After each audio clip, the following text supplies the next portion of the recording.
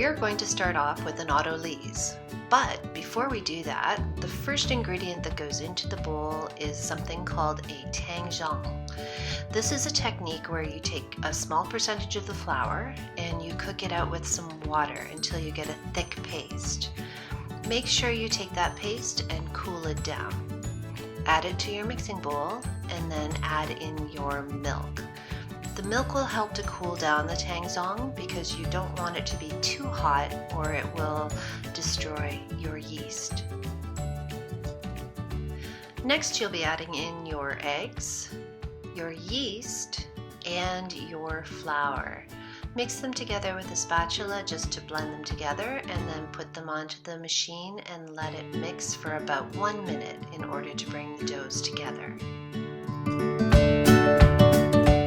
After about 1 minute of mixing on the machine where your dough will come together, you will cover it with a towel and let it autolyse for about 15 minutes.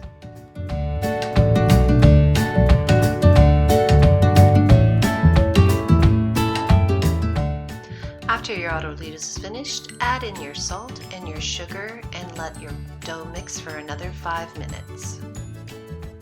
Once the salt and the sugar have incorporated in, you've got some gluten development happening. That's when you start adding your butter. Add it a bit at a time and let the dough absorb the butter. It's very important to do this a little bit at a time so that the dough can absorb all of the butter. And you also don't want to let it mix for too long because the friction of the dough hook will cause your dough to warm up. After 5 minutes, your butter should all be incorporated and the dough should be pulling away from the side of the machine.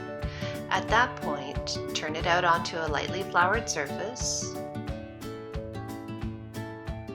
and gently round up the dough into a ball. It will be sticky, but that's okay. Put it into an oiled bowl and cover it and let it rise until it's doubled in bulk.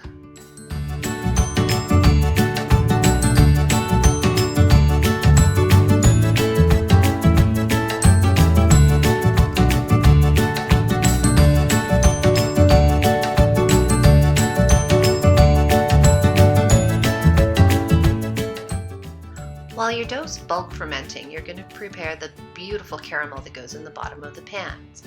Lightly oil a 9x13, or if you don't have that, an 8-inch plus a bread tin. Take your melted butter, add the brown sugar, the white sugar, and the corn syrup and give it a good mix. You'll also be adding in a little bit of water just to loosen up this mixture. Once it's smooth, pour it into the bottoms of the tins, let it spread around, and then sprinkle with your choice. You can use toasted pecans. I use toasted pecans, peanuts, and cashews for an extra bunch of flavor.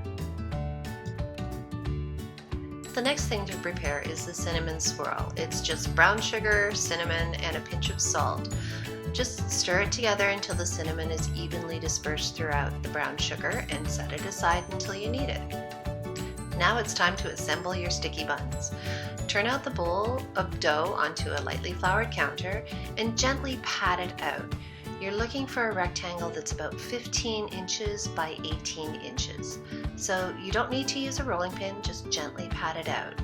Now, once you've reached your size that you need, gently sprinkle on the cinnamon sugar and then evenly take it, pat it down, press it into the dough, and then you can start rolling.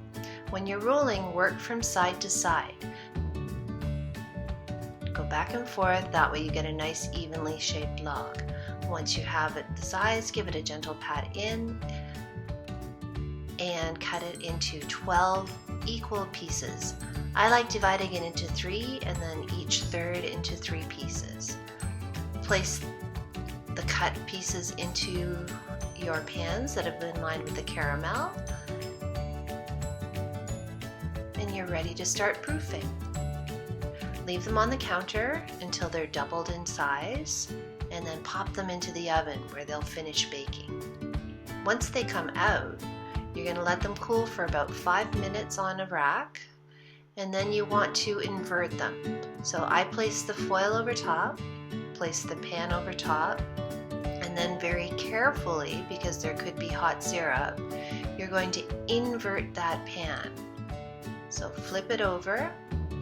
And then this next part where you're taking the hot pan off of the sticky buns, also be very careful. I'm being dangerous here. Usually I would use a pair of tongs. Give a little bit of a jiggle and they should release. And then you can see all that beautiful sticky deliciousness. Doesn't that look wonderful? Let your buns cool for another 10 to 15 minutes before digging in. So you can see here when you pull them apart, they separate easily. The caramel, the goo, the nuts, all of that looks so delicious. And when you have a look at the crumb, you can see that they are baked all the way through, but they're still very, very tender, very moist, and very fluffy. An awesome sticky bun. Thanks for watching, and happy baking!